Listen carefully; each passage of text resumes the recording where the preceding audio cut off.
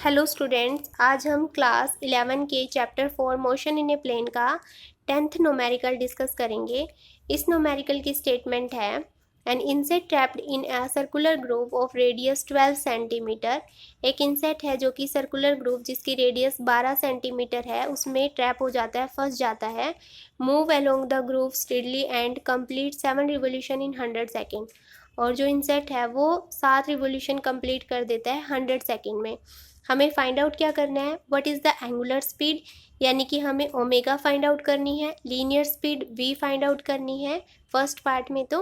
और second part में is the acceleration vector a constant vector, क्या यहाँ पे बताना है कि एक्सेलेरेशन वेक्टर जो है वो एक कांस्टेंट वेक्टर है या वेरिएबल वेक्टर है, व्हाट इज इट्स मैग्नीट्यूड और उसका मैग्नीट्यूड कितना होगा। ठीक है, तो इसमें हमें जो जो वैल्यू गिवन है वो राइट डाउन कर लेते हैं हम।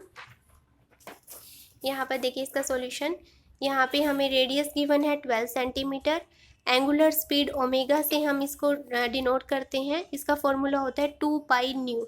न्यू क्या है, यहाँ पर फ्रीक्वेंसी है, और फ्रीक्वेंसी और टाइम पीरियड हमें पता है कि एक दूसरे के इन्वर्सली प्रोपोर्शनल होते हैं, तो हम इस फ्रीक्वेंसी को क्या लिख सकते हैं, 1/t लिख सकते हैं। तो t क्या है यहाँ पर, टाइम पीरियड, और हमें पता है कि टाइम पीरियड क्या होता है कि एक रिवोल्यूशन को कंप्लीट करने में कितना टाइम पीरियड लग रहा है। तो यहाँ पर हमें क्वेश्चन में बोला गया है कि 7 रिवोल्यूशन कंप्लीट करने में उसे 100 सेकेंड लग रही हैं। तो एक रिवोल्यूशन कंप्लीट करने में कितना लगेगा, 100/7 सेकेंड। तो इसका मतलब हमारे पास टाइम पीरियड की वैल्यू कितनी है, 100/7। तो 7 ऊपर चला जाएगा। ठीक है, तो यहाँ पर हमारे पास 2 पाई 7/100, पाई की वैल्यू आप पुट कर दें 22/7 इंटू में 7/100, 7 से 7 कट 44/100, दैट इज 0.44 रेडियन पर सेकेंड।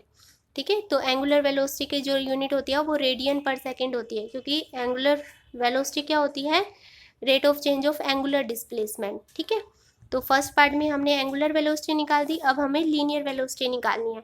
तो लीनियर वेलोसिटी और एंगुलर वेलोसिटी में क्या रिलेशन होता है, v is equal to omega r. Omega की वैल्यू आपने फाइंड आउट कर ली है फर्स्ट पार्ट में 0.44, और रेडियस 12 सेंटीमीटर आपको गिवन है।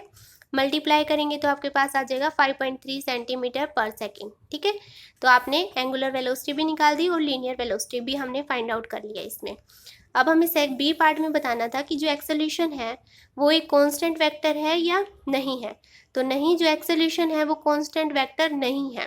क्यों नहीं है, अब जब कोई भी ऑब्जेक्ट सर्कुलर मोशन करता है तो उसकी डायरेक्शन हर एक पॉइंट पर चेंज होती है। यहाँ पर देखो इसकी डायरेक्शन ये है, यहाँ पर इसकी डायरेक्शन ये है, यहाँ पर इसकी डायरेक्शन ये है, और यहाँ पर इसकी वेलोसिटी की डायरेक्शन ये है। अब जब इंसेक्ट सर्कुलर मोशन कर रहा है तो उसकी वेलोसिटी हर एक पॉइंट पर वेलोसिटी की डायरेक्शन चेंज हो रही है। ठीक है, तो डायरेक्शन चेंज होने से जो एक्सेलेरेशन आता है वो होता है सेंट्रीपिटल एक्सेलेरेशन। अब डायरेक्शन चेंज हो रही है, इसका मतलब कांस्टेंट तो नहीं है, वेरिएबल है वेलोसिटी, तो जो एक्सेलेरेशन आएगा वो भी कैसा होगा, वेरिएबल होगा, वो भी कांस्टेंट नहीं होगा, लेकिन इसका मैग्नीट्यूड कांस्टेंट होगा।